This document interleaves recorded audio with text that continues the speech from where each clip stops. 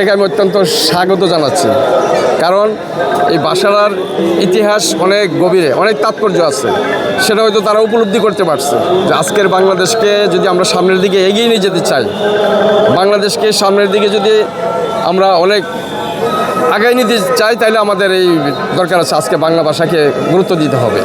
তাই তারা হয়তো বুঝছে যে বাংলা ভাষাটাকে বাংলা ভাষা এই দেশের ভাষা, আমাদের মায়ের ভাষা, আমাদের স্বাধীনতা সংগ্রামের ভাষা, 21-এর ভাষা, এটাকে লালন করতে হবে, এটাকে স্পিড নিয়ে আগাইতে হবে সামনের দিকে।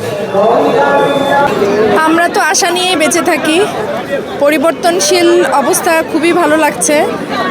আর জামায়াতে ইসলামী আগে তো আসতে দেয় না, এবার তারা নিজেরাই দিয়েছে। সো তার মানে মনে হচ্ছে পরিবর্তনটাকে তারাও স্বীকার করে নিয়েছে। শ্রদ্ধাটা মন থেকে, যাদের মন থেকে আসবে তারা শ্রদ্ধা জানাতে অবশ্যই আসবে। এটাতে রাজনৈতিক বাধা আমার মনে হয় আসবে না। এটা খুবই ভালো একটা বিষয়।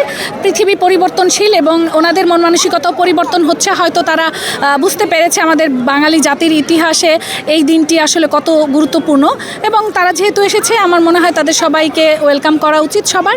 এবং এটা আসলে আমি তো দেখি না যে এখানে কোনো ধরনের দ্বিমত সৃষ্টি হওয়ার কিছু আছে। তারা একটা সুন্দর কাজ করেছে, এসেছে, আমি তাদেরকে সাধুবাদ জানাই।